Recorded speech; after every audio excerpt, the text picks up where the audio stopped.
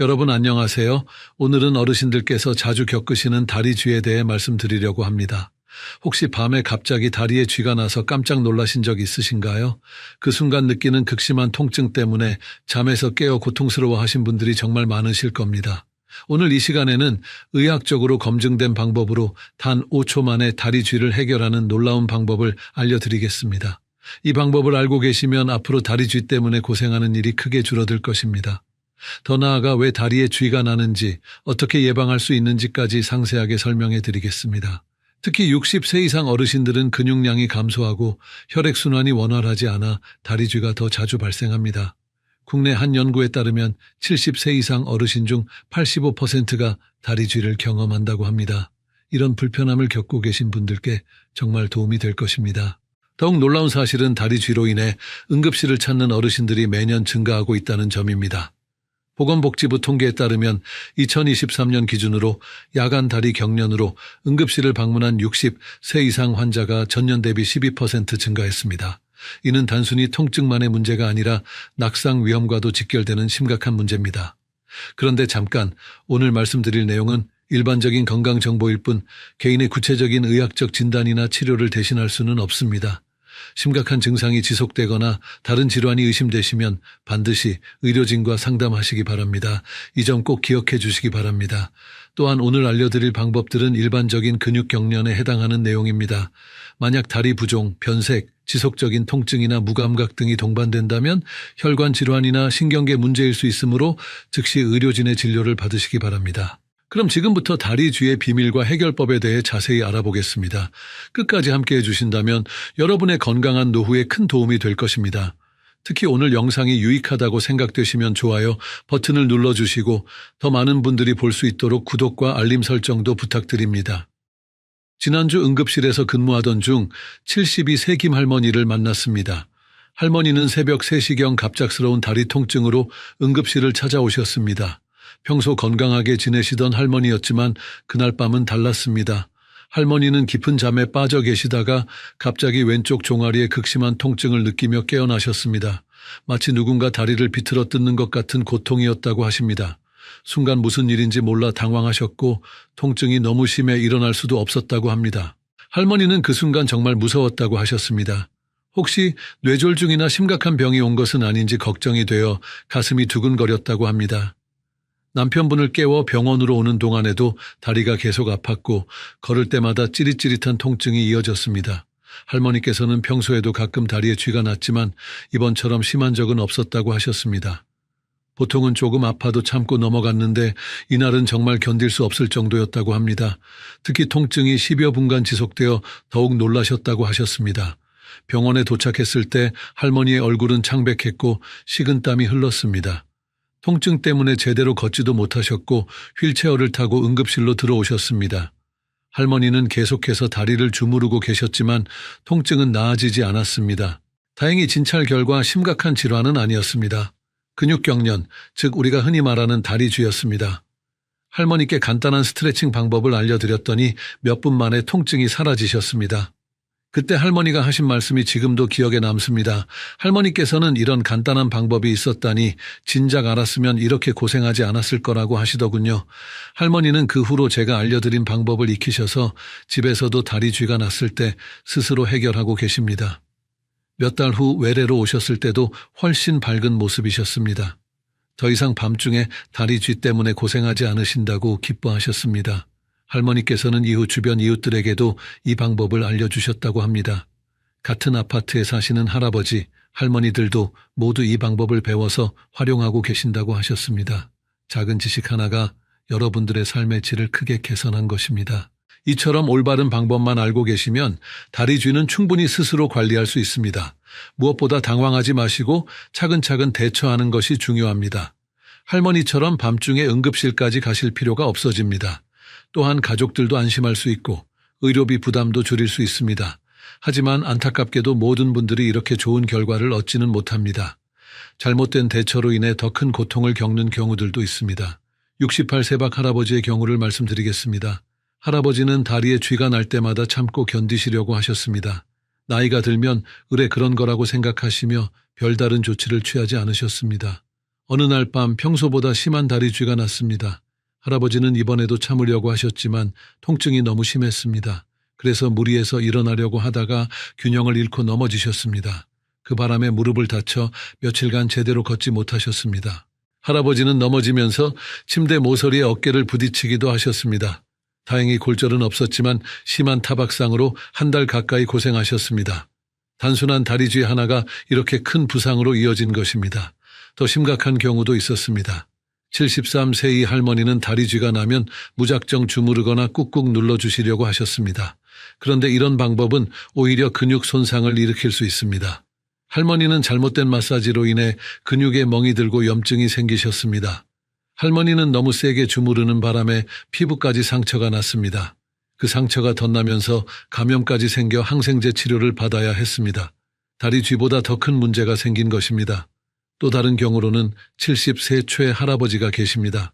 할아버지는 다리쥐가 나면 뜨거운 물에 발을 담그거나 핫팩을 대시곤 하셨습니다. 그런데 당뇨병으로 인해 발의 감각이 둔해진 상태에서 이런 방법을 사용하다가 화상을 입으셨습니다. 당뇨병 환자는 말초신경병증으로 인해 온도 감각이 떨어질 수 있습니다. 할아버지는 뜨거운 것을 제대로 느끼지 못해 2도 화상을 입었고 당뇨병 환자의 상처는 잘 낫지 않아 오랫동안 고생하셨습니다. 또한 일부 어르신들은 다리쥐를 심각한 질환의 신호로 오해하시기도 합니다. 과도한 걱정으로 스트레스를 받으시고 이것이 오히려 근육 긴장을 더욱 악화시키는 악순환에 빠지기도 합니다. 어떤 분들은 다리쥐가 나면 파스를 잘못 사용하기도 합니다. 너무 많이 붙이거나 오래 붙이고 계시다가 피부 트러블이 생기는 경우도 있습니다. 특히 어르신들은 피부가 얇고 예민해서 파스로 인한 접촉성 피부염이 생기기 쉽습니다. 일부 어르신들은 다리쥐가 나면 무작정 진통제를 드시기도 합니다. 하지만 일반적인 진통제는 근육 경련에는 큰 효과가 없고 오히려 부작용만 생길 수 있습니다. 특히 다른 약물과 함께 복용할 때는 상호작용의 위험도 있습니다. 이렇게 잘못된 대처 방법들은 단순한 다리쥐를 더 복잡한 문제로 만들 수 있습니다. 통증이 오래 지속되고 불안감이 커지며 때로는 2차적인 부상까지 입을 수 있습니다. 그래서 정확한 지식과 올바른 대처법을 아는 것이 무엇보다 중요합니다. 오늘 제가 알려드릴 방법을 익히시면 이런 불필요한 고통과 위험을 피할 수 있습니다.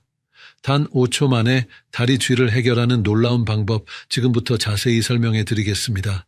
그렇다면 도대체 왜 다리에 쥐가 나는 걸까요? 먼저 우리 몸속에서 일어나는 변화를 이해해 보겠습니다. 근육 경련, 즉 다리 쥐는 근육이 갑작스럽게 수축하면서 발생합니다.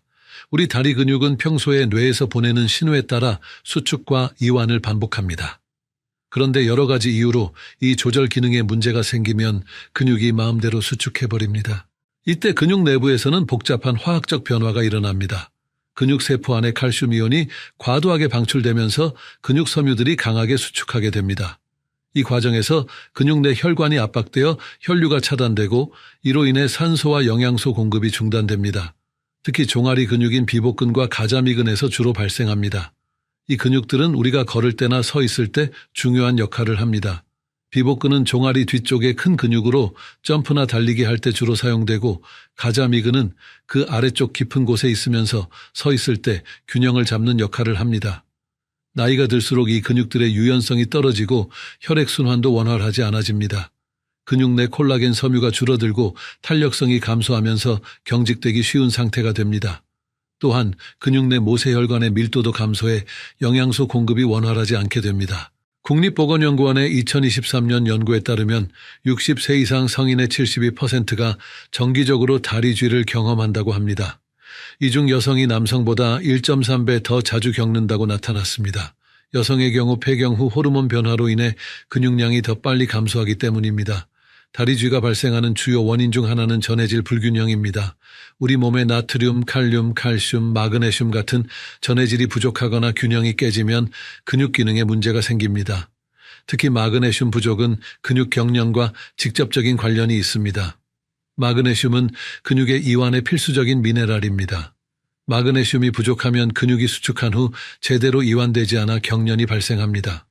성인의 일일 마그네슘 권장량은 남성 420mg, 여성 320mg인데 대부분의 어르신들이 이보다 적게 섭취하고 계십니다. 탈수도 중요한 원인입니다. 어르신들은 젊은 사람들보다 체내 수분량이 적고 갈증을 잘 느끼지 못합니다. 체내 수분이 단지 2%만 부족해도 근육 기능에 영향을 줄 수 있습니다. 수분이 부족하면 혈액이 끈적해지고 근육으로 가는 산소와 영양소 공급이 원활하지 않습니다. 혈액순환 장애도 큰 요인입니다. 나이가 들면서 혈관의 탄력이 떨어지고 혈액순환이 느려집니다. 특히 다리는 심장에서 가장 멀리 떨어져 있어 혈액순환에 더 큰 영향을 받습니다. 서울대학교 의과대학의 연구에서는 하지 혈액순환 장애가 있는 환자의 91%가 야간 다리 경련을 경험한다고 발표했습니다. 근육 피로와 과사용도 원인이 됩니다. 평소보다 많이 걸었거나 서 있었던 날에 다리 쥐가 더 자주 발생하는 이유입니다. 근육이 피곤할 때는 정상적인 수축과 이완 리듬이 깨지기 쉽습니다. 특히 오랫동안 같은 자세를 유지한 후 갑자기 움직일 때 쥐가 나기 쉽습니다. 약물 부작용으로 인한 경우도 있습니다. 이뇨제, 혈압약, 콜레스테롤 약 등 어르신들이 복용하시는 여러 약물들이 전해질 균형에 영향을 줄 수 있습니다. 특히 티아지드계 이뇨제는 칼륨과 마그네슘 배출을 증가시켜 다리 쥐 발생률을 높입니다. 하지만 이런 경우에도 절대 임의로 약물을 중단하시면 안 됩니다. 당뇨병이나 갑상선 질환, 신장 질환 등의 기저질환도 다리 쥐 발생에 영향을 줍니다. 당뇨병은 말초신경병증을 일으켜 근육 조절 능력을 떨어뜨리고 갑상선 기능 저하증은 근육 대사를 늦춰 경련을 유발할 수 있습니다. 신장 질환은 전해질 균형을 깨뜨려 근육 기능에 문제를 일으킵니다. 정맥류나 하지정맥 부전도 다리 쥐와 관련이 있습니다. 정맥의 판막 기능이 약해지면 혈액이 심장으로 돌아가지 못하고 다리에 정체되어 부종과 함께 근육 경련을 유발할 수 있습니다. 이제 다리 쥐가 왜 주로 밤에 발생하는지 알아보겠습니다. 잠들 때 우리 몸의 혈액순환은 느려지고 근육으로 가는 혈류량도 줄어듭니다. 또한 하루 종일 활동한 근육의 피로가 누적된 상태이기도 합니다. 잠자는 자세도 영향을 줍니다. 발가락을 아래로 향하게 하는 자세로 오래 누워있으면 종아리 근육이 단축된 상태로 유지됩니다. 이 상태에서 갑자기 몸을 움직이거나 뒤척이면 근육 경련이 발생하기 쉽습니다. 또한 무거운 이불이 발을 누르는 것도 근육 경련의 원인이 될 수 있습니다. 잠들기 전 천 변화도 영향을 줍니다. 천이 떨어지면서 근육의 유연성이 감소하고 혈액순환이 느려져 쥐가 나기 쉬운 환경이 만들어집니다. 그럼 이제 가장 중요한 해결책에 대해 말씀드리겠습니다. 첫 번째 해결책은 즉각적인 스트레칭 방법입니다. 다리에 쥐가 났을 때 단 5초 만에 통증을 완화시킬 수 있는 방법입니다. 종아리에 쥐가 났을 때는 이렇게 하세요. 먼저 침착하게 앉은 자세를 취합니다. 당황하지 마시고 깊게 숨을 들이마신 후 천천히 내쉬세요. 그 다음 아픈 다리를 쭉 펴고 발가락을 몸쪽으로 당겨줍니다. 마치 발등을 정강이 쪽으로 젖히는 느낌으로 하시면 됩니다. 이때 무릎은 굽히지 말고 쭉 펴는 것이 중요합니다. 손으로 발가락을 잡을 수 있다면 더욱 좋습니다. 발가락을 손으로 잡고 천천히 몸쪽으로 당겨주세요. 이 동작을 5초간 유지하면 대부분의 경우 근육 경련이 완화됩니다. 연세대학교 의과대학 스포츠의학과에서 실시한 연구에 따르면 이 방법의 즉각적인 효과는 93%에 달한다고 합니다. 만약 발가락에 손이 닿지 않는다면 수건이나 타월을 이용하세요. 수건을 발바닥에 걸치고 양끝을 손으로 잡아 몸쪽으로 당겨주면 됩니다. 이 방법도 동일한 효과를 얻을 수 있습니다. 수건을 사용할 때는 미끄러지지 않도록 발바닥 중앙 부분에 단단히 걸쳐주세요. 서 있는 상태에서도 할 수 있는 방법이 있습니다. 벽을 향해 서서 양손을 벽에 대고 아픈 다리를 뒤로 쭉 빼줍니다. 발 뒤꿈치를 바닥에 붙인 채로 체중을 앞으로 기울여 종아리 근육을 늘려줍니다. 이때 뒤쪽 다리에 무릎은 펴고 앞쪽 다리는 약간 굽혀주세요. 계단이나 문턱을 이용하는 방법도 있습니다. 계단 가장자리에 발가락 부분만 올리고 발 뒤꿈치를 아래로 내려 종아리 근육을 늘려주는 방법입니다. 이때 안전을 위해 반드시 난간이나 벽을 잡고 하셔야 합니다. 이 스트레칭 방법이 효과적인 이유는 수축된 근육을 반대 방향으로 늘려주기 때문입니다. 근육 경련은 근육이 과도하게 수축한 상태이므로 강제로 늘려주면 정상 상태로 돌아갑니다. 이를 의학적으로 상호 억제 원리라고 합니다. 스트레칭을 할 때는 갑자기 세게 당기지 마시고 천천히 부드럽게 늘려주세요. 너무 급하게 하면 오히려 근육 손상을 일으킬 수 있습니다. 통증이 완화되면 몇 분간 그 자세를 유지한 후 천천히 원래 자세로 돌아가세요. 두 번째 해결책은 일상생활에서의 예방법입니다. 충분한 수분 섭취가 가장 기본입니다. 하루에 8잔 정도의 물을 마시는 것이 좋습니다. 이는 약 2리터에 해당하는 양입니다. 특히 활동량이 많은 날이나 날씨가 더운 날에는 더 많이 마셔야 합니다. 운동을 하거나 많이 걸은 날에는 10잔 이상 마시는 것이 좋습니다. 하지만 수분 섭취에도 요령이 있습니다. 한 번에 많이 마시기보다는 조금씩 자주 마시는 것이 좋습니다. 1시간에 한 잔 정도씩 나누어 마시세요. 단, 취침 직전에는 과도한 수분 섭취를 피하시는 것이 좋습니다. 잠들기 2시간 전부터는 수분 섭취를 줄여주세요. 전해질 균형을 맞추는 것도 중요합니다. 바나나, 오렌지, 시금치, 견과류 등 칼륨과 마그네슘이 풍부한 음식을 드세요. 바나나 한 개에는 약 400mg의 칼륨이 들어있고 아몬드 한 줌에는 약 80mg의 마그네슘이 포함되어 있습니다. 특히 마그네슘은 근육 이완에 직접적인 도움이 됩니다. 하루 마그네슘 권장량은 성인 남성 420mg, 여성 320mg입니다. 마그네슘이 풍부한 음식으로는 시금치, 아몬드, 캐슈넛, 다크초콜릿, 아보카도 등이 있습니다. 이런 음식들을 꾸준히 드시면 다리 쥐 예방에 큰 도움이 됩니다. 칼슘도 근육 수축과 이완에 중요한 역할을 합니다. 하루 칼슘 권장량은 성인 기준 700mg에서 1000mg입니다. 우유, 치즈, 요구르트 같은 유제품과 멸치, 김, 브로콜리 등의 칼슘이 풍부합니다. 하지만 칼슘만 많이 드시면 안 되고 마그네슘과 함께 균형 있게 섭취하셔야 합니다. 규칙적인 운동도 도움이 됩니다. 가벼운 산책이나 수영, 스트레칭 등이 좋습니다. 운동은 근육을 강화하고 혈액순환을 개선해 다리쥐 예방에 효과적입니다. 미국 스포츠의학회에서는 주 3회 이상 30분씩 중강도 운동을 권장합니다. 산책의 경우 하루 6,000보에서 10,000보 정도가 적당합니다. 너무 무리하지 마시고 본인의 체력에 맞춰 점진적으로 늘려가세요. 수영은 관절에 부담을 주지 않으면서도 전신 근육을 고르게 발달시킬 수 있는 좋은 운동입니다.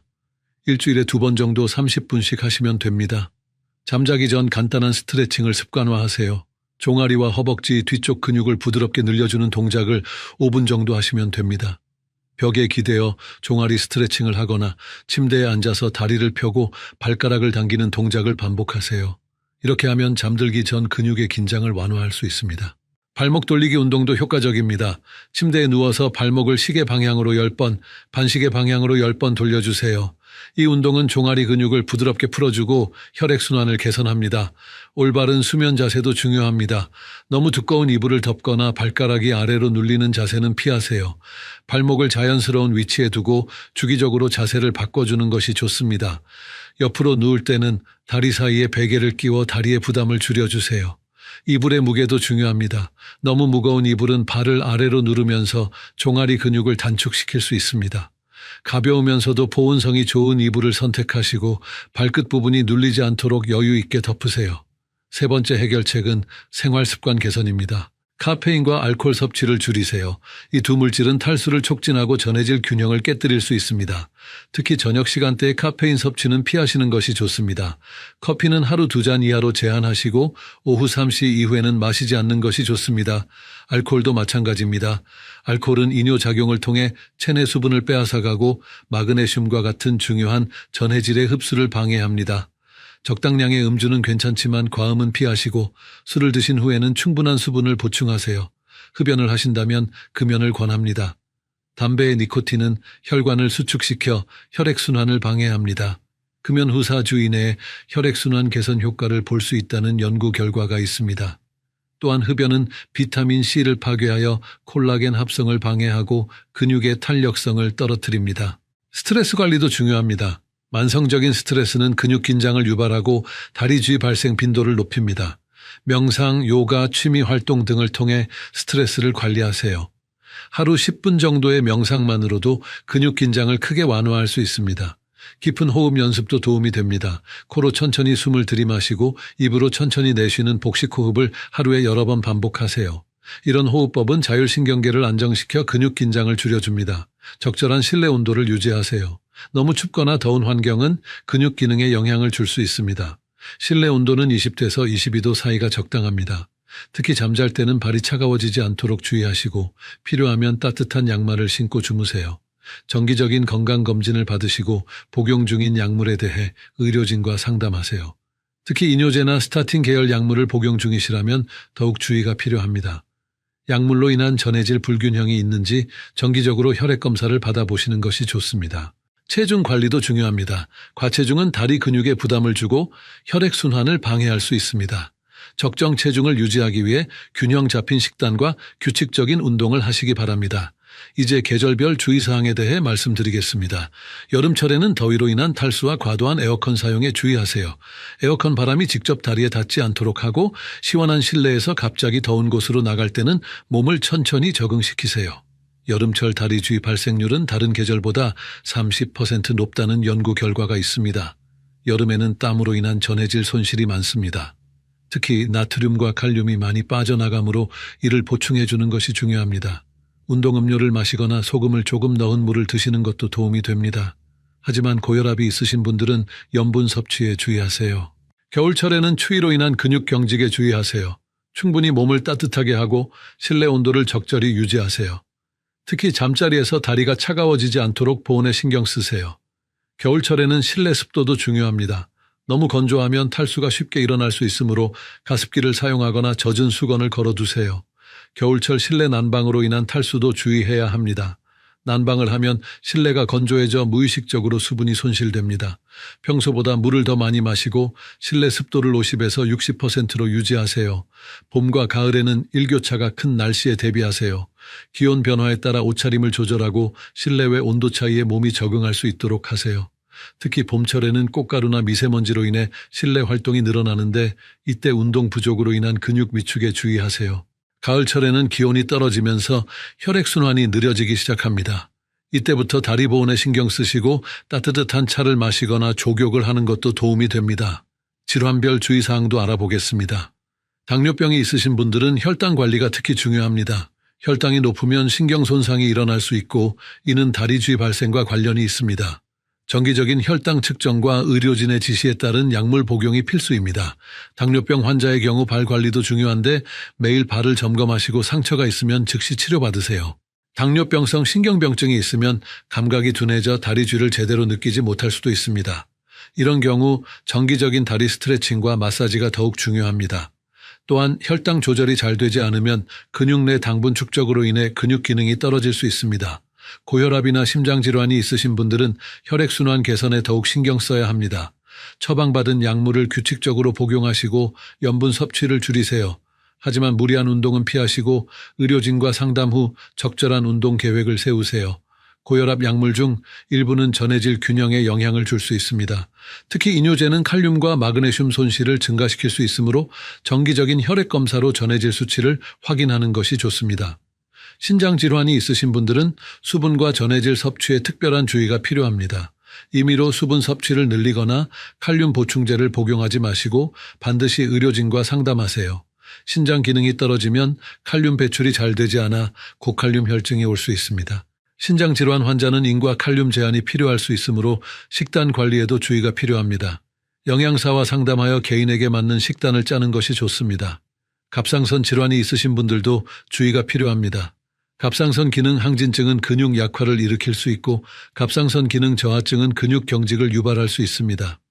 갑상선 호르몬 수치를 정기적으로 확인하고 적절한 치료를 받으세요.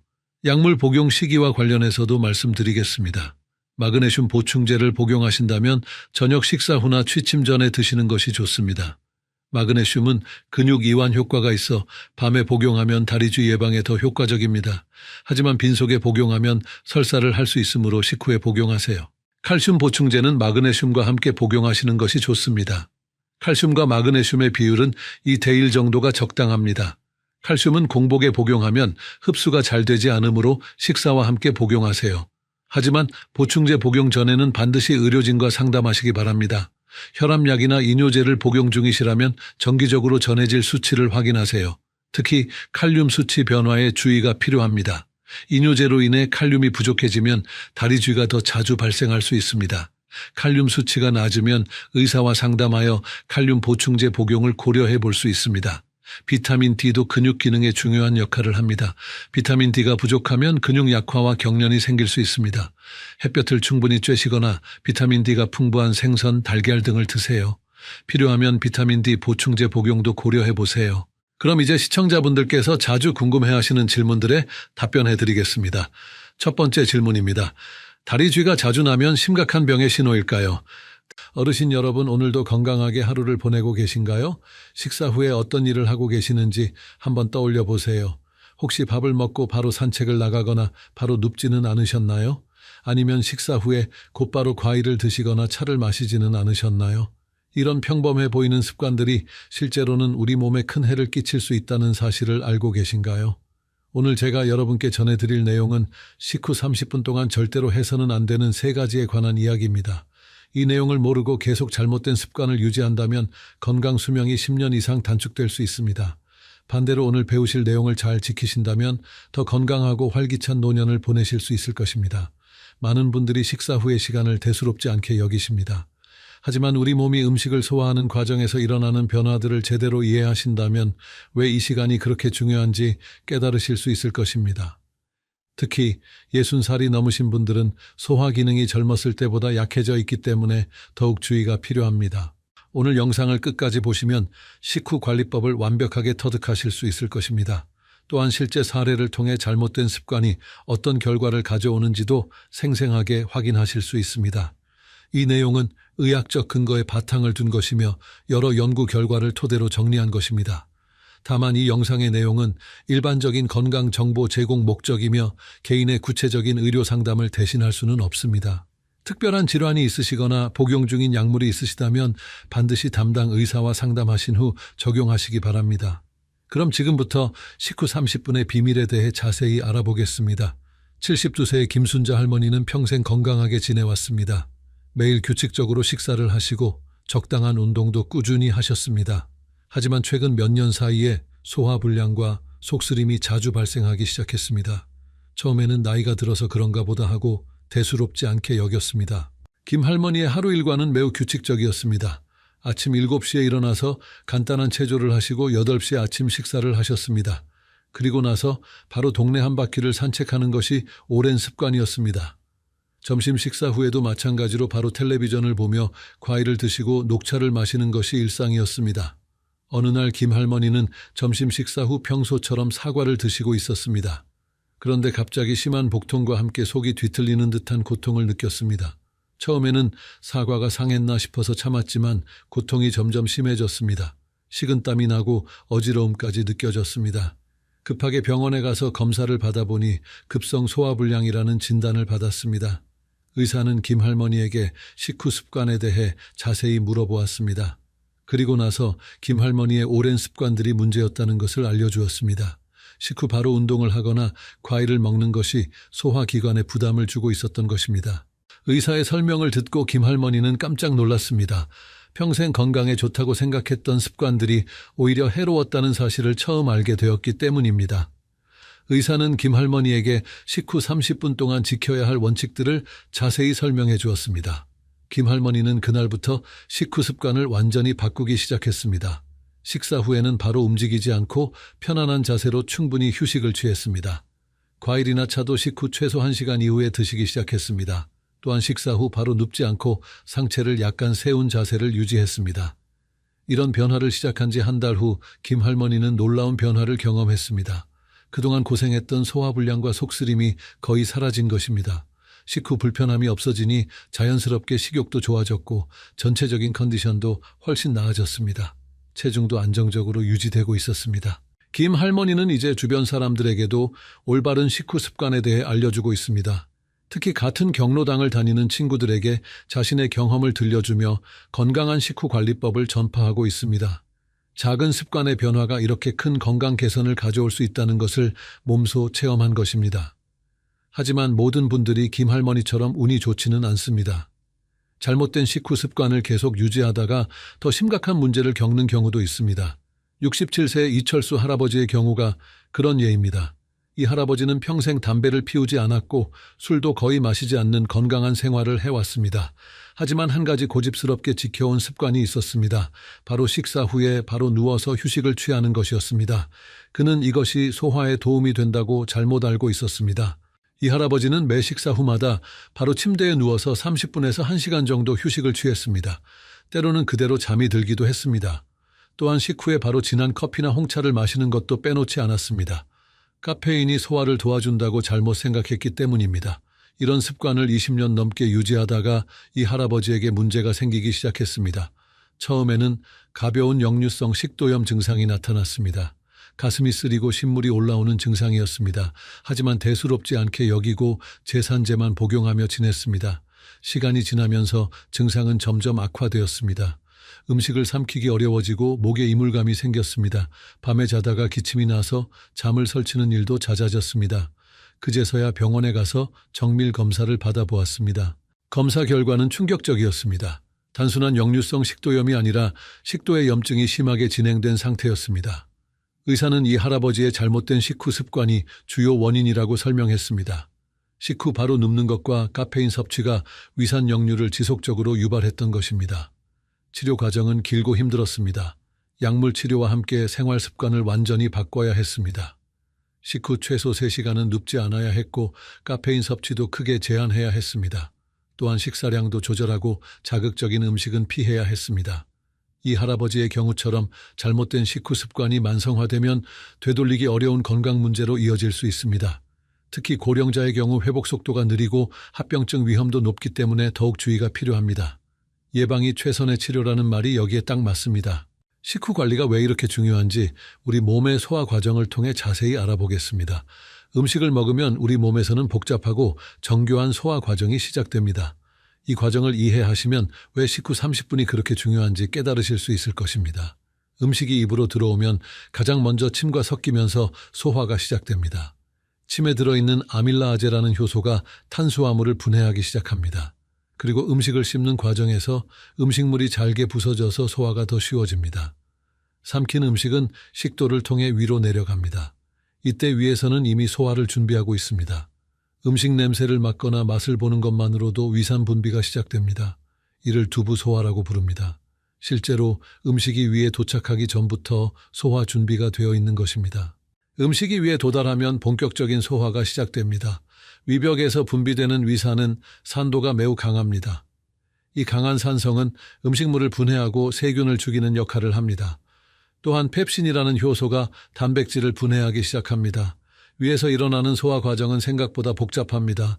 위벽의 근육이 규칙적으로 수축하면서 음식물을 잘 섞어줍니다. 이런 움직임을 위연동 운동이라고 합니다. 이 과정에서 음식물은 죽 같은 상태로 변하게 됩니다. 위에서 충분히 소화된 음식물은 소장으로 넘어갑니다.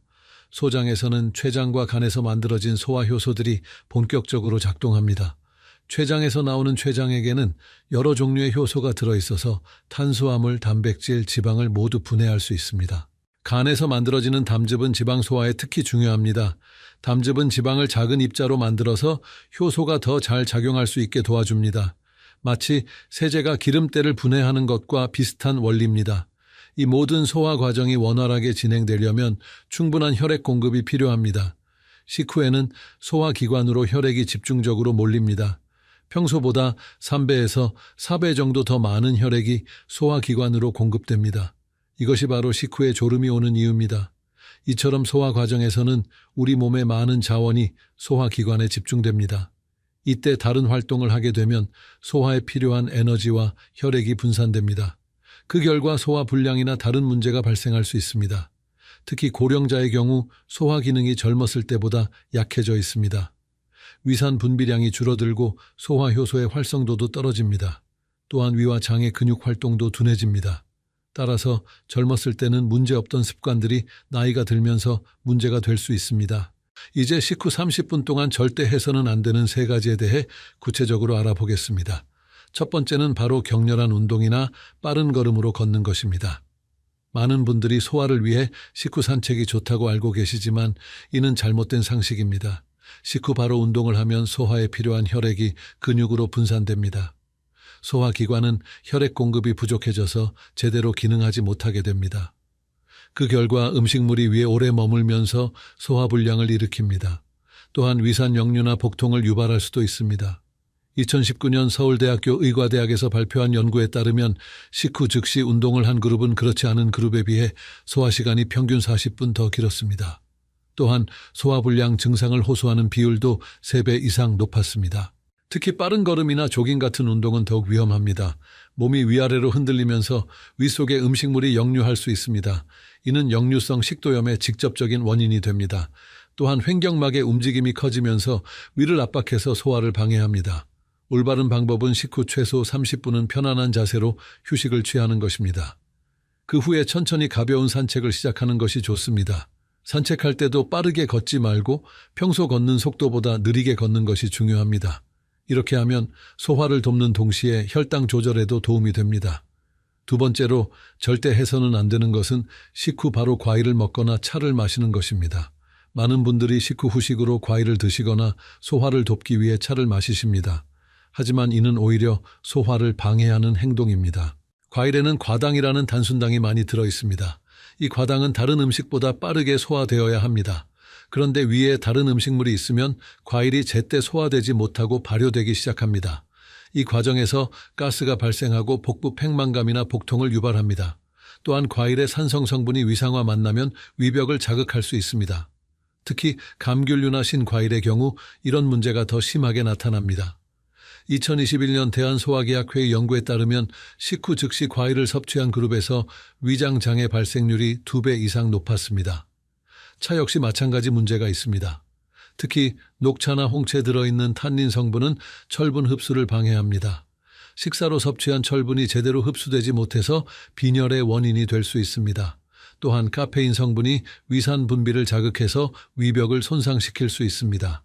올바른 방법은 과일이나 차를 식후 최소 1시간 이후에 섭취하는 것입니다. 이때쯤이면 위에 있던 음식물이 어느 정도 소장으로 넘어가서 과일이나 차에 부정적인 영향을 줄일 수 있습니다. 특히 당뇨병이 있으신 분들은 과일 섭취 시기를 더욱 주의 깊게 조절하셔야 합니다. 세 번째로 절대 해서는 안 되는 것은 식후 바로 눕거나 잠을 자는 것입니다. 식후에 졸음이 오는 것은 자연스러운 현상이지만 바로 누워서는 안 됩니다. 누운 자세에서는 중력의 도움을 받을 수 없어서 위산이 식도로 역류하기 쉽습니다. 위와 식도 사이에는 하부식도 괄약근이라는 근육이 있습니다. 이 근육이 위산이 식도로 올라가는 것을 막아줍니다. 하지만 누운 자세에서는 이 근육의 기능이 약해집니다.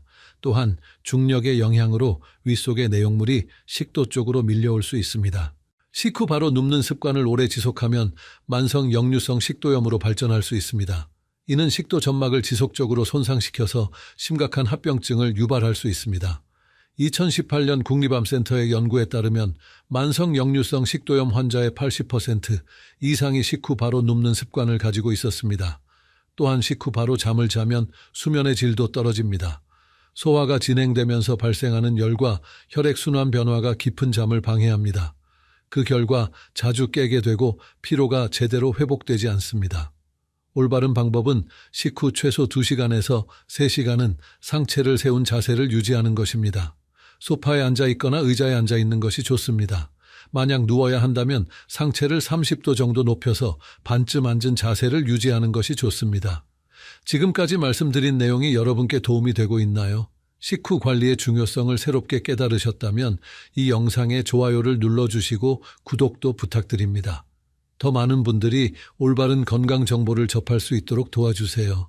이제 계절별로 주의해야 할 식후 관리법에 대해 알아보겠습니다. 계절에 따라 우리 몸의 소화 기능도 달라지기 때문에 그에 맞는 관리가 필요합니다.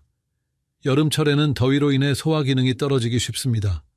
높은 기온과 습도는 식욕을 떨어뜨리고 소화 효소의 활성을 감소시킵니다. 이때는 특히 차가운 음식을 식후에 섭취하지 않도록 주의해야 합니다. 아이스크림이나 냉음료는 위장의 온도를 급격히 낮춰서 소화를 더욱 어렵게 만듭니다. 겨울철에는 추위로 인해 혈액순환이 원활하지 않을 수 있습니다. 이때는 식후에 따뜻한 곳에서 휴식을 취하는 것이 중요합니다. 하지만 너무 뜨거운 음식이나 음료는 피하는 것이 좋습니다. 위벽을 자극해서 염증을 유발할 수 있기 때문입니다. 봄과 가을에는 비교적 소화 기능이 안정적입니다. 하지만 환절기에는 면역력이 떨어지기 쉬우므로 더욱 주의 깊은 식후 관리가 필요합니다. 특히 알레르기가 있으신 분들은 식후 증상이 악화될 수 있으므로 평소보다 더 조심스럽게 관리하셔야 합니다. 만성 질환이 있으신 분들은 더욱 세심한 주의가 필요합니다. 당뇨병이 있으신 분들은 식후 혈당 관리가 매우 중요합니다. 식후 바로 운동을 하면 혈당이 급격히 떨어질 수 있어 위험합니다. 반대로 바로 누우면 혈당이 오래 높은 상태로 유지될 수 있습니다. 고혈압이 있으신 분들도 식후 관리가 중요합니다. 식후에는 혈압이 일시적으로 떨어지는 식후 저혈압이 발생할 수 있습니다. 이때 갑자기 일어나거나 움직이면 어지러움이나 실신을 일으킬 수 있습니다. 따라서 식후에는 천천히 움직이고 충분한 휴식을 취하는 것이 중요합니다. 심장 질환이 있으신 분들은 식후 심장에 부담을 주지 않는 것이 중요합니다. 식후에는 심장 박동수가 증가하고 혈액 순환량도 늘어납니다. 이때 무리한 활동을 하면 심장에 과부하를 줄 수 있습니다. 따라서 식후 최소 1시간은 안정을 취하는 것이 좋습니다. 약물을 복용하시는 분들도 식후 관리에 주의가 필요합니다. 일부 약물은 식후 복용 시 효과가 달라질 수 있습니다. 또한 소화 과정에서 약물의 흡수율이 변할 수 있습니다. 따라서 복용 중인 약물에 대해 의사나 약사와 상담하시는 것이 좋습니다. 이제 여러분들이 자주 궁금해하시는 질문들에 대해 답변해 드리겠습니다. 첫 번째 질문은 식후 얼마나 기다려야 운동을 할 수 있느냐는 것입니다. 일반적으로 가벼운 산책은 식후 30분 후부터 가능합니다. 하지만 본격적인 운동은 식후 2시간 이후에 하시는 것이 안전합니다. 운동 강도가 높을수록 더 오랜 시간을 기다리셔야 합니다. 수영이나 달리기 같은 격렬한 운동은 식후 3시간 이후에 하시는 것을 권합니다. 두 번째 질문은 식후 물을 마셔도 되는지에 대한 것입니다. 적당량의 미지근한 물은 괜찮습니다. 하지만 너무 많은 양의 물을 마시면 위산이 희석되어 소화에 방해가 될 수 있습니다. 식후에는 1컵 정도의 따뜻한 물을 천천히 마시는 것이 좋습니다. 차가운 물이나 탄산음료는 피하시는 것이 좋습니다. 세 번째 질문은 식후 바로 양치질을 해도 되는지에 대한 것입니다. 식후 바로 양치질을 하는 것은 권하지 않습니다. 식사 후에는 입안이 산성으로 변하는데 이때 바로 양치질을 하면 치아 표면이 손상될 수 있습니다. 식후 최소 30분 후에 양치질을 하시거나 물로 입을 헹구는 정도가 좋습니다. 네 번째 질문은 식후 약을 복용해도 되는지에 대한 것입니다. 이는 약물의 종류에 따라 다릅니다. 일부 약물은 식후 복용이 권장되고 일부는 공복 복용이 좋습니다. 복용 중인 약물에 대해서는 반드시 의사나 약사와 상담하시기 바랍니다. 자의적으로 복용 시간을 바꾸시면 약효에 영향을 줄 수 있습니다. 다섯 번째 질문은 나이가 들수록 식후 관리가 더 중요한지에 대한 것입니다. 맞습니다. 나이가 들수록 소화 기능이 약해지기 때문에 더욱 세심한 관리가 필요합니다. 특히 60살 이후에는 위산 분비량이 현저히 줄어들고 소화 효소의 활성도도 떨어집니다. 따라서 젊었을 때보다 더 오랜 시간 안정을 취하시는 것이 좋습니다. 여섯 번째 질문은 식사량과 식후 관리 시간의 관계에 대한 것입니다. 많이 드실수록 더 오랜 시간 안정을 취하셔야 합니다. 평소보다 많이 드신 날에는 식후 관리 시간을 늘리시는 것이 좋습니다. 또한 기름진 음식을 드신 경우에도 소화 시간이 오래 걸리므로 더 주의하셔야 합니다. 이제 오늘 배운 내용을 정리해 보겠습니다. 식후 30분은 우리 몸의 소화 시스템이 가장 활발하게 작동하는 중요한 시간입니다. 이 시간 동안 잘못된 행동을 하면 소화불량뿐만 아니라 심각한 건강 문제로 이어질 수 있습니다. 첫째, 식후 바로 격렬한 운동이나 빠른 걸음은 절대 금물입니다. 소화에 필요한 혈액이 근육으로 분산되어 소화장애를 일으킵니다. 둘째, 식후 즉시 과일이나 차를 섭취하지 마세요. 소화 과정을 방해하고 위장장애를 유발할 수 있습니다. 셋째, 식후 바로 눕거나 잠자리에 들지 마세요. 위산 역류의 직접적인 원인이 됩니다. 이 세 가지 원칙만 잘 지키셔도 소화 건강이 크게 개선될 것입니다. 작은 습관의 변화가 건강한 노년을 만드는 첫걸음입니다. 오늘부터 7일 동안 이 원칙들을 실천해 보세요. 분명히 몸의 변화를 느끼실 수 있을 것입니다. 매일 식사 후 30분 동안은 편안한 의자에 앉아 휴식을 취하세요. 그 시간을 이용해 감사한 마음으로 하루를 돌아보거나 가벼운 명상을 해보시는 것도 좋습니다. 몸과 마음이 모두 건강해지는 소중한 시간이 될 것입니다. 다음 주에는 아침 공복 시간에 절대 하면 안 되는 5가지 행동에 대해 알려드리겠습니다. 많은 분들이 모르고 계시는 중요한 건강 정보들을 준비하고 있으니 기대해 주세요. 건강한 하루를 위한 올바른 아침 루틴에 대해 자세히 다룰 예정입니다. 이 영상이 도움이 되셨다면 좋아요와 구독 버튼을 눌러주세요. 여러분의 건강한 노년을 위해 앞으로도 유용한 정보들을 계속 전해드리겠습니다. 댓글로 궁금한 점이나 경험담도 공유해 주시면 다음 영상 제작에 큰 도움이 됩니다. 다시 한번 강조드리지만 오늘 말씀드린 내용은 일반적인 건강 정보이며 개인의 특별한 상황에 따라 달라질 수 있습니다. 만성질환이 있으시거나 약물을 복용 중이시라면 반드시 담당 의사와 상담하신 후 적용하시기 바랍니다. 여러분의 건강한 내일을 위해 오늘부터 올바른 식후 습관을 시작해 보세요. 안녕하세요, 여러분. 오늘 저희가 다룰 이야기는 정말 중요한 내용입니다. 혹시 여러분께서는 매일 아침 계란을 드시고 계신가요? 많은 어르신들이 계란을 완전 식품이라고 생각하시며 매일 1개씩, 어떤 분들은 2개씩 드시고 계실 겁니다. 그런데 최근 노인의학 전문의들 사이에서 충격적인 연구 결과가 발표되었습니다. 60대 이상 어르신들이 계란을 매일 드실 경우 오히려 건강에 심각한 위험을 초래할 수 있다는 것입니다. 저는 오늘 이 방송을 통해서 여러분께 정말 중요한 정보를 전달하고자 합니다. 계란이 왜 나이가 들수록 위험해지는지, 어떤 문제들이 생길 수 있는지, 그리고 어떻게 하면 안전하게 드실 수 있는지에 대해서 자세히 말씀드리겠습니다. 이 내용을 끝까지 들어주신다면 여러분의 건강한 노후 생활에 큰 도움이 될 것입니다. 하지만 먼저 중요한 말씀을 드려야 합니다. 오늘 제가 말씀드리는 내용은 일반적인 건강 정보이며 개인의 건강 상태에 따라 다를 수 있습니다. 따라서 구체적인 식단 조절이나 건강 관리에 대해서는 반드시 담당 의사와 상담하시기 바랍니다. 특히 현재 복용 중인 약물이 있으시거나 특별한 질환이 있으신 분들은 더욱 주의하셔야 합니다. 그럼 이제 본격적으로 이야기를 시작해 보겠습니다. 여러분께서 오늘 이 방송을 들으시는 이유는 분명할 것입니다. 건강하고 활기찬 노후를 보내고 싶으시기 때문입니다.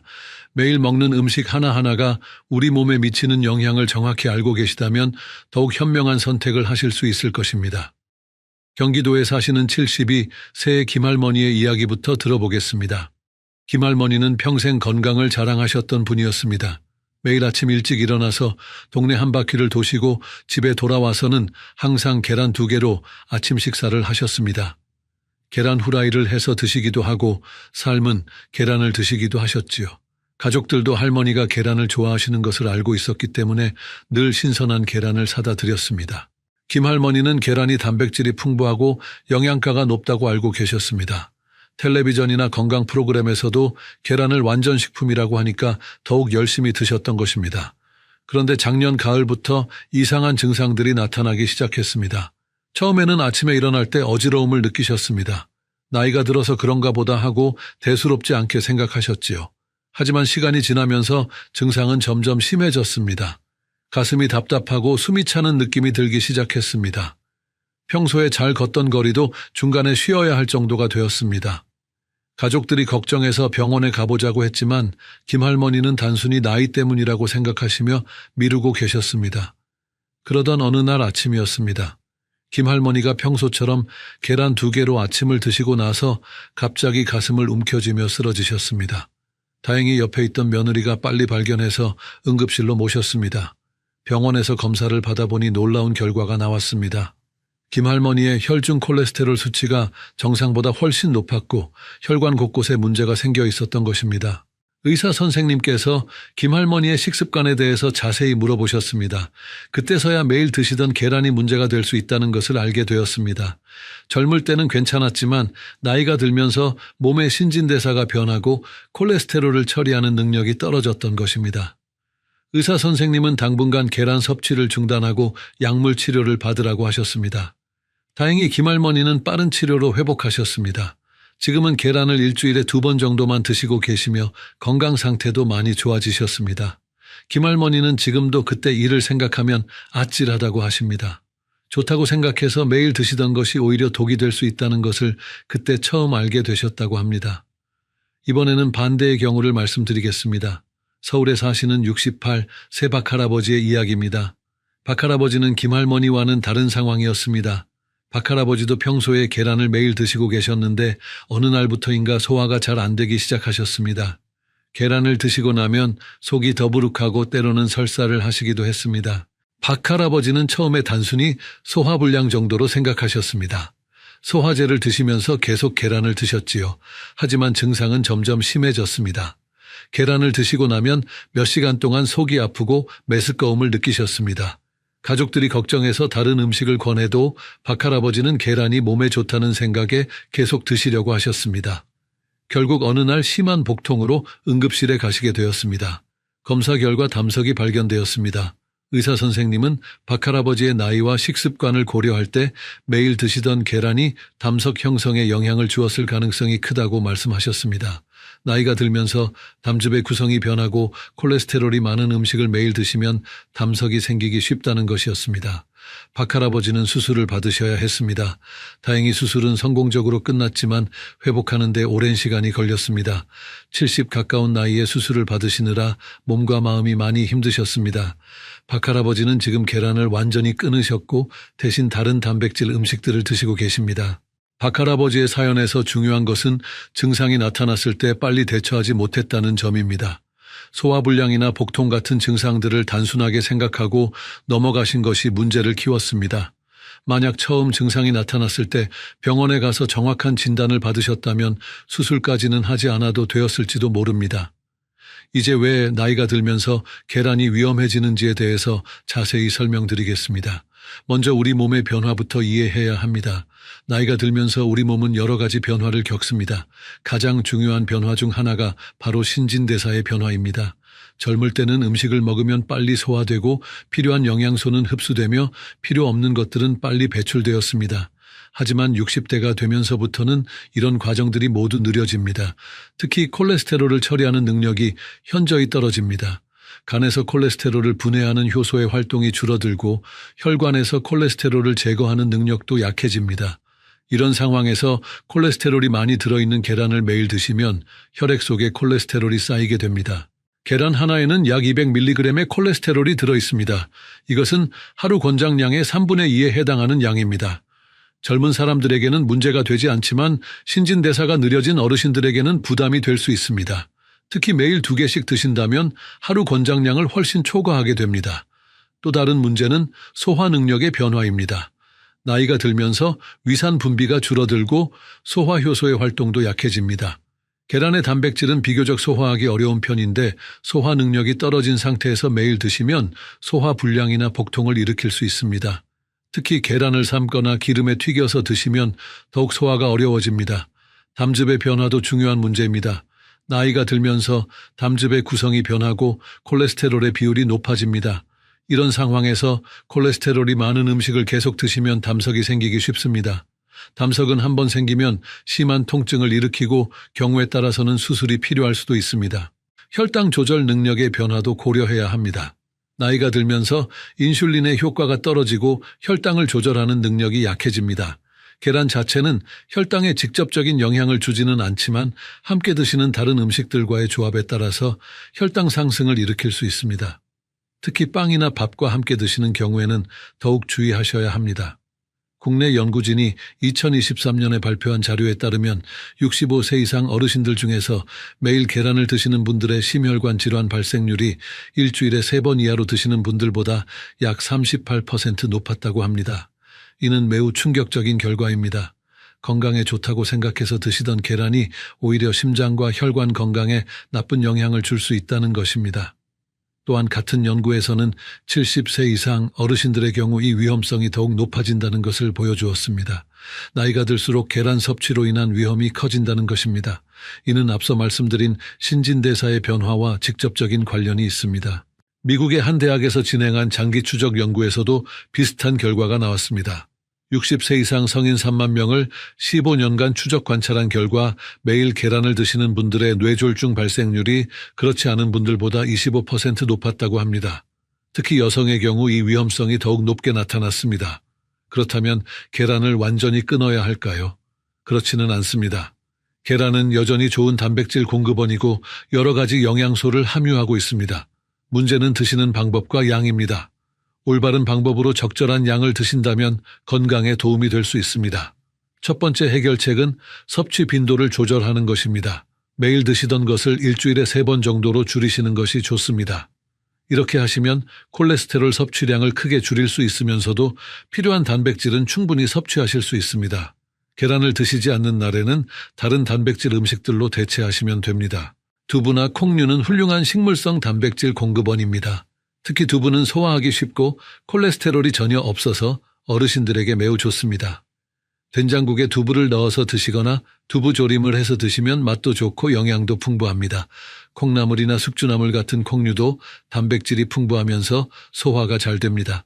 생선도 좋은 대안입니다. 특히 등푸른 생선들은 오메가3 지방산이 풍부해서 혈관 건강에 도움이 됩니다. 고등어나 꽁치, 삼치 같은 생선들을 구워서 드시거나 졸여서 드시면 좋습니다. 다만 짠 것은 피하시고 싱겁게 조리해서 드시는 것이 중요합니다. 닭가슴살이나 살코기도 좋은 단백질 공급원입니다. 기름기를 제거하고 삶거나 찌는 방법으로 조리하시면 소화도 잘 되고 콜레스테롤 섭취량도 줄일 수 있습니다. 닭가슴살을 삶아서 찢어서 샐러드에 넣어 드시거나 죽에 넣어서 드시는 것도 좋은 방법입니다. 두 번째 해결책은 조리 방법을 바꾸는 것입니다. 계란을 드실 때는 가능한 한 기름을 적게 사용하시는 것이 좋습니다. 계란 후라이보다는 삶은 계란이나 찐 계란이 더 건강합니다. 기름에 튀기면 칼로리도 높아지고 소화도 어려워집니다. 특히 오래된 기름이나 여러 번 사용한 기름은 건강에 해로울 수 있으니 주의하셔야 합니다. 물에 삶은 계란은 가장 건강한 조리 방법입니다. 소금을 조금 넣고 끓는 물에 8분에서 10분 정도 삶으시면 됩니다. 너무 오래 삶으면 단백질이 변성되어 소화가 어려워질 수 있으니 적당한 시간을 지키시는 것이 중요합니다. 삶은 계란은 그대로 드셔도 되고 샐러드에 넣어서 드셔도 좋습니다. 계란찜도 좋은 방법입니다. 계란을 풀어서 물이나 우유를 조금 넣고 찜통에 쪄서 만드시면 부드럽고 소화하기 쉽습니다. 여기에 야채를 넣으시면 영양도 더욱 풍부해집니다.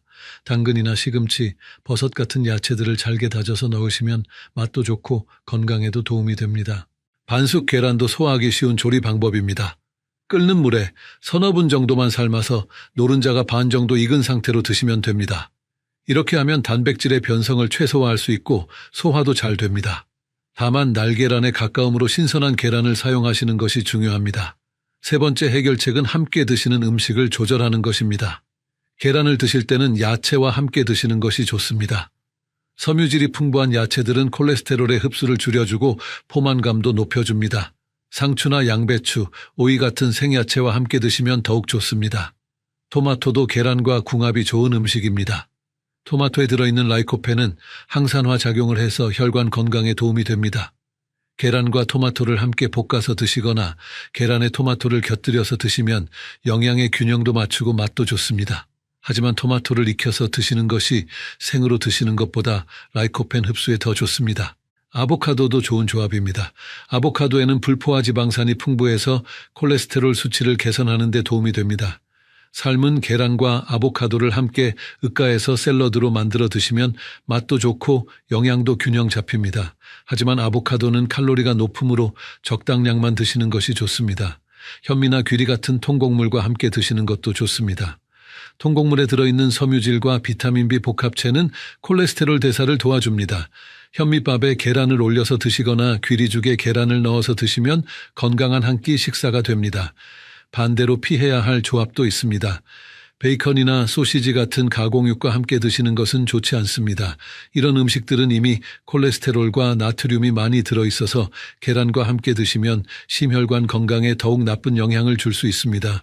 또한 버터나 마가린을 많이 사용한 빵과 함께 드시는 것도 피하시는 것이 좋습니다. 설탕을 많이 넣은 음료와 함께 드시는 것도 좋지 않습니다. 단순당은 혈당을 급격히 올려서 인슐린 저항성을 증가시킬 수 있습니다. 계란을 드실 때는 물이나 무가당차를 함께 드시는 것이 좋습니다. 녹차나 홍차는 항산화 성분이 풍부해서 건강에도 도움이 됩니다. 이제 계절별로 주의할 점들에 대해서 말씀드리겠습니다. 여름철에는 계란의 보관에 특히 주의하셔야 합니다. 기온이 높고 습도가 높은 여름에는 계란이 쉽게 상할 수 있습니다. 상한 계란을 드시면 식중독에 걸릴 수 있고 특히 어르신들에게는 더욱 위험할 수 있습니다. 계란은 반드시 냉장고에 보관하시고 껍질에 금이 간 것은 드시지 마세요. 여름철에는 또한 식욕이 떨어져서 계란만 드시는 경우가 있는데 이는 좋지 않습니다.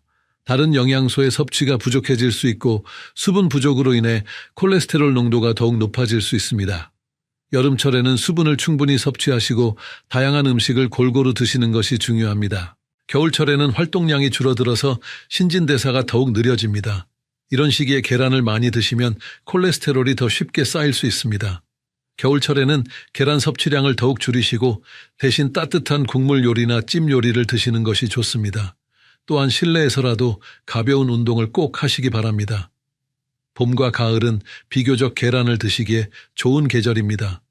하지만 환절기에는 면역력이 떨어지기 쉬우므로 계란과 함께 비타민이 풍부한 과일이나 야채를 더 많이 드시는 것이 좋습니다. 특히 비타민C가 풍부한 음식들은 면역력 강화에 도움이 됩니다. 질환별 주의사항도 중요합니다. 당뇨병이 있으신 분들은 계란을 드실 때 더욱 주의하셔야 합니다. 계란 자체는 혈당에 직접적인 영향을 주지 않지만 함께 드시는 음식에 따라서 혈당이 올라갈 수 있습니다. 특히 빵이나 밥과 함께 드시면 혈당 상승이 더 클 수 있으니 주의하세요. 고혈압이 있으신 분들은 계란을 조리할 때 소금 사용을 최소화하셔야 합니다. 계란 자체에도 나트륨이 어느 정도 들어있으므로 추가로 소금을 많이 넣지 마세요. 대신 허브나 향신료를 사용해서 맛을 내시는 것이 좋습니다. 후추나 파슬리, 바질 같은 것들을 사용하면 맛도 좋고 건강에도 도움이 됩니다. 콜레스테롤 수치가 높으신 분들은 계란 흰자만 드시는 것을 고려해 보세요. 계란의 콜레스테롤은 대부분 노른자에 들어있습니다. 흰자는 콜레스테롤이 거의 없으면서도 양질의 단백질이 풍부합니다. 흰자만 사용해서 스크럼블을 만들거나 흰자로만 계란찜을 만드실 수 있습니다. 신장 질환이 있으신 분들은 단백질 섭취량을 조절해야 하므로 계란 섭취에 더욱 신중하셔야 합니다. 신장 기능이 떨어지면 단백질을 제대로 처리하지 못해서 몸에 노폐물이 쌓일 수 있습니다. 반드시 담당 의사와 상담하시고 개인별 단백질 섭취량에 맞춰서 드시기 바랍니다. 약물 복용 시기와 관련된 주의사항도 말씀드리겠습니다. 고지혈증 치료제인 스타틴 계열 약물을 복용하고 계신 분들은 계란 섭취 시간을 조절하시는 것이 좋습니다. 이런 약물들은 보통 저녁에 복용하는데 같은 날 계란을 많이 드시면 약물의 효과가 떨어질 수 있습니다. 계란을 드신 날에는 가능한 한 오전 중에 드시고 약물은 정해진 시간에 복용하세요. 혈압약을 드시는 분들도 주의하셔야 합니다. 일부 혈압약은 칼륨 수치에 영향을 주는데 계란과 함께 드시는 음식에 따라서 칼륨 섭취량이 달라질 수 있습니다. 특히 바나나나 오렌지 같은 칼륨이 많은 과일과 함께 드시면 혈중 칼륨 농도가 너무 높아질 수 있으니 주의하세요. 당뇨병 약물을 복용하고 계신 분들은 계란을 드시는 시간대를 고려하셔야 합니다. 혈당 강화제는 보통 식사 30분 전에 복용하는데 계란의 단백질과 지방은 소화가 느려서 혈당 상승 시점이 달라질 수 있습니다. 처음에는 혈당을 자주 체크하시면서 패턴을 파악하시는 것이 좋습니다. 아스피린을 복용하고 계신 분들도 주의하셔야 합니다. 아스피린은 위 점막을 자극할 수 있는데 계란을 기름에 튀겨서 드시면 위에 부담을 줄 수 있습니다. 아스피린을 복용하고 계시다면 계란을 삶거나 찌는 방법으로 드시는 것이 좋습니다. 이제 여러분들이 자주 궁금해하시는 질문들에 대해서 답변 드리겠습니다. 첫 번째 질문입니다. 계란을 완전히 끊어야 하나요? 그렇지 않습니다. 계란은 여전히 좋은 영양소를 가지고 있는 음식입니다. 중요한 것은 적절한 양과 올바른 방법으로 드시는 것입니다. 일주일에 3번 정도 한 번에 1개씩 드시면 건강에 도움이 될 수 있습니다. 다만 개인의 건강 상태에 따라 다를 수 있으므로 정기적으로 건강검진을 받으시고 의사와 상담하시기 바랍니다. 두 번째 질문입니다. 계란 대신 드실 수 있는 좋은 단백질 음식은 무엇인가요? 두부가 가장 좋은 대안입니다. 두부는 식물성 단백질이 풍부하면서도 콜레스테롤이 전혀 없습니다. 또한 소화하기 쉽고 다양한 방법으로 조리할 수 있어서 매우 좋습니다. 그 외에도 생선, 특히 등푸른 생선들이 좋습니다. 고등어, 꽁치, 삼치 같은 생선들은 오메가3 지방산이 풍부해서 혈관 건강에 도움이 됩니다. 닭가슴살도 좋은 대안입니다. 기름기를 제거하고 삶거나 찌는 방법으로 조리하면 소화도 잘 되고 단백질도 충분히 섭취할 수 있습니다. 콩류도 훌륭한 선택입니다. 검은콩, 대두, 완두콩 등은 모두 좋은 식물성 단백질 공급원입니다. 이런 음식들을 번갈아가며 드시면 영양의 균형도 맞추고 맛의 변화도 줄 수 있습니다. 세 번째 질문입니다. 계란 흰자만 드시면 괜찮은가요? 네, 훨씬 안전합니다. 계란의 콜레스테롤은 대부분 노른자에 들어있고 흰자는 거의 없습니다. 흰자는 순수한 단백질이라고 볼 수 있어서 콜레스테롤 걱정 없이 드실 수 있습니다. 흰자만으로도 스크럼블이나 계란찜을 만들 수 있고 맛도 나쁘지 않습니다. 다만 노른자에 들어있는 일부 영양소는 섭취하지 못하게 되므로 다른 음식으로 보충하시는 것이 좋습니다. 네 번째 질문입니다. 유정란과 무정란 중 어느 것이 더 좋은가요? 영양학적으로는 큰 차이가 없습니다. 유정란이 더 비싸고 자연스럽다는 이미지가 있지만 실제 영양 성분은 거의 같습니다. 더 중요한 것은 신선도입니다. 유정란이든 무정란이든 신선한 것을 선택하시고 올바르게 보관하시는 것이 중요합니다. 계란을 고르실 때는 껍질에 금이 가지 않았는지 표면이 깨끗한지 확인하시고 구입 후에는 바로 냉장 보관하세요. 이제 오늘 배운 내용을 정리해 보겠습니다. 첫째, 60세 이상 어르신들에게는 매일 계란을 드시는 것이 건강에 위험할 수 있습니다. 나이가 들면서 콜레스테롤을 처리하는 능력이 떨어지기 때문입니다. 둘째, 계란을 완전히 끊을 필요는 없지만 일주일에 3번 정도로 줄이시고 조리 방법도 기름을 적게 사용하는 방향으로 바꾸셔야 합니다. 셋째, 계란 대신 두부나 생선, 콩류 같은 다른 단백질 음식들을 골고루 드시는 것이 더 건강합니다. 여러분께 7일 도전을 제안드립니다. 이번 주부터 계란을 매일 드시던 습관을 바꿔보세요. 월요일, 수요일, 금요일에만 계란을 드시고 나머지 날에는 두부나 생선으로 대체해보세요. 계란을 드실 때는 삶거나 찌는 방법을 사용하시고 야채와 함께 드시기 바랍니다. 일주일 후에 몸의 변화를 관찰해 보세요. 소화가 더 편해지고 몸이 가벼워지는 것을 느끼실 수 있을 것입니다. 또한 이 기간 동안 혈압이나 혈당을 체크하실 수 있다면 더욱 좋습니다. 변화를 수치로 확인하시면 더욱 동기부여가 될 것입니다. 가족들에게도 이런 변화를 알려주시고 함께 건강한 식습관을 만들어 가시기 바랍니다. 지금까지 이 영상이 도움이 되셨다면 좋아요 버튼을 눌러주시고 구독도 꼭 부탁드립니다. 여러분의 건강한 노후를 위해서 앞으로도 유용한 정보들을 계속 전해드리겠습니다. 다음 주에는 어르신들이 꼭 알아야 할 또 다른 중요한 주제를 다룰 예정입니다. 바로 혈압약과 함께 드시면 안 되는 음식들에 대한 이야기입니다. 많은 어르신들이 모르고 계시는 위험한 조합들이 있습니다. 놓치지 마시고 다음 주에도 함께 해주세요. 마지막으로 다시 한번 강조드리지만 오늘 말씀드린 내용은 일반적인 건강 정보입니다. 개인의 건강 상태나 복용 중인 약물에 따라서 다를 수 있으므로 구체적인 식단 조절은 반드시 담당 의사와 상담하시기 바랍니다. 건강한 하루 되세요.